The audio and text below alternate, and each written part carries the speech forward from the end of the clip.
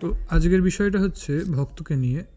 আমরা জানি যারা ভগবানের ভজন সাধন করে তাদেরকে আমরা ভক্ত বলি, কিন্তু শুধু এইটুকু নয়, শাস্ত্র আরও কিছু বলছে যে যারা ভজন সাধন করে তাদেরকে তো আমরা ভক্ত বলি, কিন্তু এই ভক্তদেরও একটা ডেফিনেশন আছে যেটা স্বয়ং ভগবান গীতাতে অর্জুনকে বলছে যে যারা আমার ভজনা করে, আমার সাধন করে, তারা তো ভক্তই। কিন্তু এই ভক্ত হচ্ছে চার প্রকারের।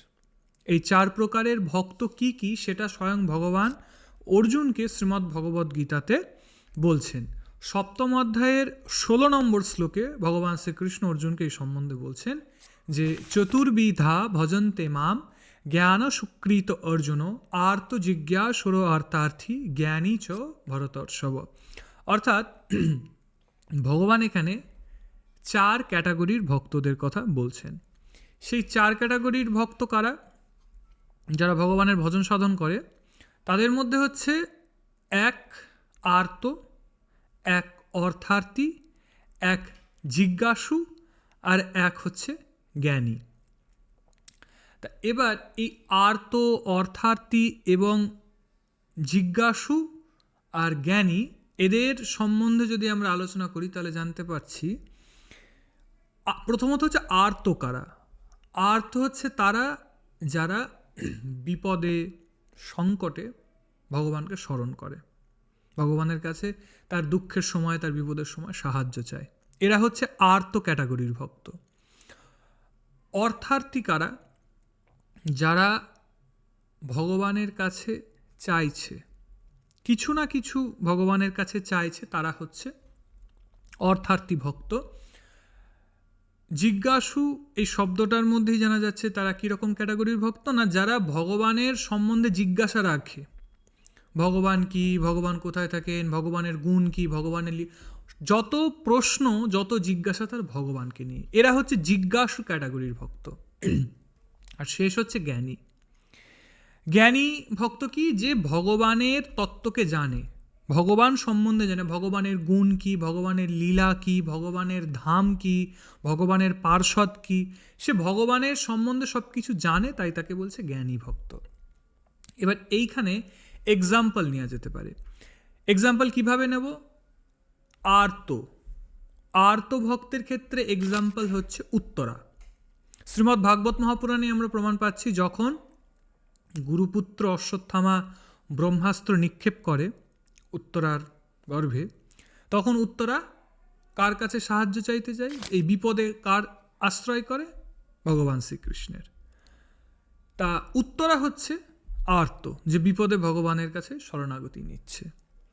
অর্থার্থী, অর্থার্থীর এক্সাম্পল আমরা ধ্রুব মহারাজকে ধরতে পারি। যখন তার বিমাতা সুরুচি তাকে বনে যেতে বলে এবং তপস্যা করতে বলে যে যাও গিয়ে তপস্যা করো, তারপরে তুমি তোমার পিতার সম্পত্তির অধিকার পাবা, তখন তিনি পিতার পুত্র হওয়ার যে অধিকার, পিতার রাজত্ব বা রাজ্য শাসনের যে অধিকার, উত্তরসূরির যে অধিকার, সেটা প্রাপ্তি করবার জন্য তিনি ভগবানের খোঁজে বনে যান।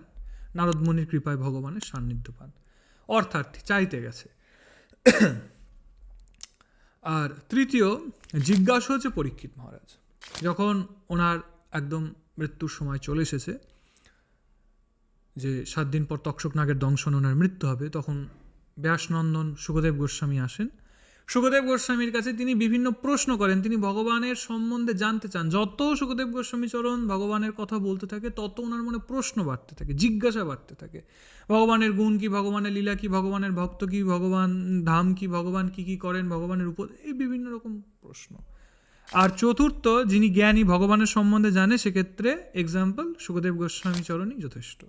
সুখদেব গোস্বামী চরণ ভগবানের তত্ত্ব সম্বন্ধে জানে, ভগবানের লীলা, গুণ, পার্ষদ, ধাম, মহিমা সম্বন্ধে সব জানেন, তাই তিনি পরিপূর্ণভাবে পরীক্ষিত মহারাজকে সেই জ্ঞান প্রদান করছে। তা এই চার ক্যাটাগরির ভক্ত ভগবানের হয়। এবার তাহলে চার ক্যাটাগরির তো ভক্ত ভগবানের হয়, তাহলে এই চার ক্যাটাগরির ভক্তের মধ্যে ভগবানের প্রিয় কে হয়?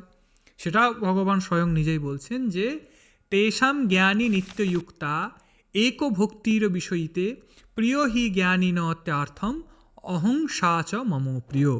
অর্থাৎ এর মধ্যে যিনি পূর্ণ জ্ঞানে এবং যিনি সর্বদা শুদ্ধ ভক্তি সেবায় নিয়োজিত তিনিই শ্রেষ্ঠ।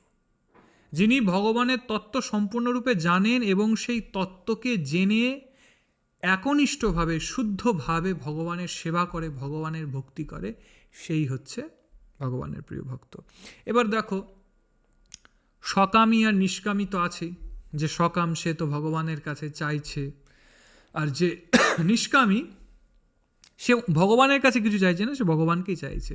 যে কোনো কিছু না চেয়ে কেবলমাত্র ভগবানকেই চায়, সে হচ্ছে শ্রেষ্ঠ বা ভগবানের প্রিয় ভক্ত।